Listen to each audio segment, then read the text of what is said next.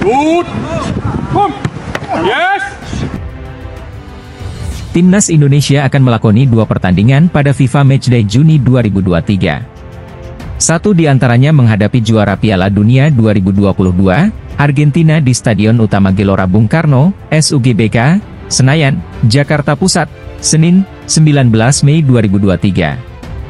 Untuk menghadapi laga FIFA Matchday tersebut, Timnas Indonesia rencananya akan melakukan persiapan mulai 5 Juni 2023. Namun, daftar pemain yang dipanggil oleh Shin Tae-yong belum dirilis secara resmi.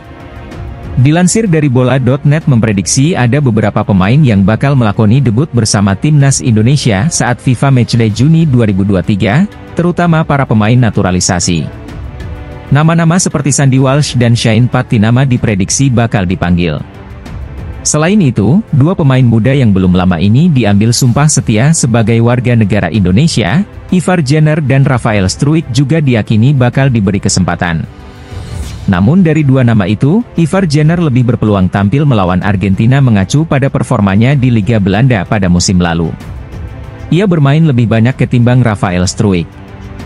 Untuk posisi di bawah Mister Gawang, Shin Tae-yong sepertinya akan memilih Syahrul Trisna. Kiper Persikabo 1973 ini kerap jadi andalan pelatih asal Korea Selatan itu. Dengan postur yang cukup tinggi, Syahrul Trisna bisa diandalkan untuk mengantisipasi umpan-umpan silang yang dikirimkan pemain Argentina ke kotak penalti Timnas Indonesia. Ia juga dikenal memiliki ketenangan dan refleks yang cukup baik. Satu tempat di pos bek kanan Timnas Indonesia kemungkinan bakal jadi milik Sandy Walsh. Dengan pengalamannya di Eropa, ia bisa menggusur posisi Asnawi Mangkualam yang menderita cedera. Sandy Walsh mempunyai kemampuan yang sama baiknya dalam bertahan maupun menyerang. Keberadaannya akan sangat membantu skuad Garuda untuk meredam sayap-sayap cepat La Albiceleste, seperti Angel Di Maria atau Alejandro Garnacho. Jordi Amat berhasil membuktikan kemampuannya di Piala AFF 2022. Ia jadi benteng tangguh Timnas Indonesia bersama Fahrudin Arianto. Pengalaman Jordi Amat yang pernah bermain di Liga Inggris dan Liga Spanyol juga akan sangat membantu. Ia bahkan pernah berduel 5 kali dengan Lionel Messi saat di La Liga. Elkan Bagot adalah tandem sempurna untuk Jordi Amat. Ia diberkahi tinggi yang sangat ideal sebagai seorang bek tengah untuk memotong bola-bola atas. Elkan Bagot juga punya pengalaman bermain di Eropa. Sekarang, ia memperkuat Ipswich Town. Sebelumnya, ia pernah membela Gillingham dan Cheltenham Town FC. Shain Patinama juga menjadi salah satu pemain yang akan menjalani debut untuk Timnas Indonesia jika diturunkan. Ia bisa ditempatkan sebagai bek kiri. Sama seperti Sandy Walsh, Shain Patinama juga punya kekuatan yang sama baik ketika menyerang maupun bertahan. Pemain Viking FK ini diprediksi bisa menggusur Pratama Arhan dari tempatnya. Pemain Timnas Argentina, Nicolas Tagliafico, memberikan meramaikan kolom komentar PSSI terkait laga FIFA Matchday Juni nanti. Seperti diketahui, Timnas Indonesia akan berhadapan dengan Argentina di Stadion Utama Gelora Bung Karno, Jakarta, pada 19 Juni mendatang.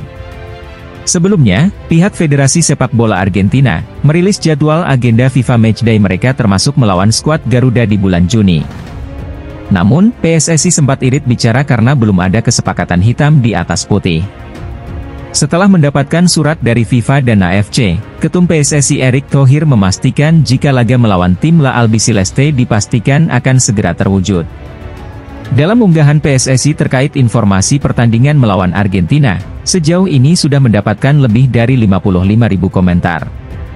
Menariknya, beberapa pemain Timnas Indonesia memberikan respon di unggahan tersebut. Gelandang Timnas Indonesia, Mark Klok memberikan emoji wajah dengan ekspresi tertarik dan mendapatkan respon dari 44 netizen. Hal yang menjadi perhatian adalah unggahan ini mendapatkan respon dari Nicolas Tagliafico. Tagliafico sebenarnya hanya memberikan emoji sapaan 2 tangan. Namun, dia mendapatkan respon yang ramai dengan lebih dari 1.000 komentar di kolom balasan Tagliafico. Kebanyakan netizen menyapa balik dan siap menyambut kedatangan Timnas Argentina yang akan bermain di Indonesia. Tagliafico sendiri merupakan pilar Timnas Argentina saat meraih gelar juara Piala Dunia 2022. Berposisi sebagai bek kiri, dia hanya absen dalam 1 pertandingan. Pemain berusia 30 tahun ini juga tampil di final saat La Albiceleste bertarung di laga final melawan Prancis. Laga yang berakhir dengan kemenangan Argentina melalui adu penalti tersebut sukses membawa mereka meraih gelar juara untuk ketiga kalinya. Selain itu, Tagliafico berpeluang tampil saat pertandingan melawan skuad Garuda. Dia sejauh ini merupakan salah satu pemain yang cukup berpengalaman dan sukses mencatatkan 49 caps bersama Argentina.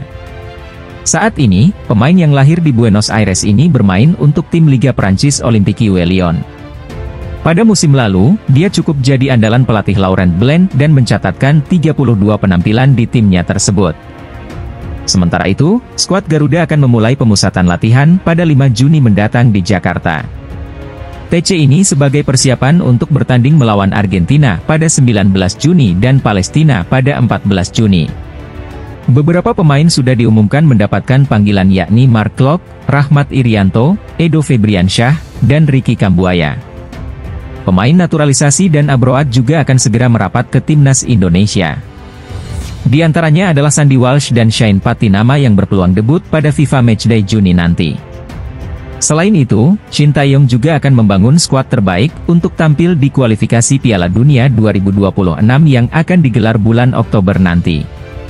Satu tantangan lain adalah pelatih asal Korea Selatan tersebut akan membawa tim terbaik di Piala Asia 2023 yang akan digelar tahun depan. Pelatih Bali United, Stefano Cugura, menilai ada dua keuntungan timnas Indonesia melawan Argentina di FIFA Matchday Juni nanti. Seperti diketahui, Lionel Messi dan kawan-kawan akan menjalani tur ke Asia. Dua lawan yang akan dihadapi yakni Australia dan Indonesia. Pertandingan melawan skuad Garuda rencana akan digelar di Stadion Utama Gelora Bung Karno pada 19 Juni mendatang.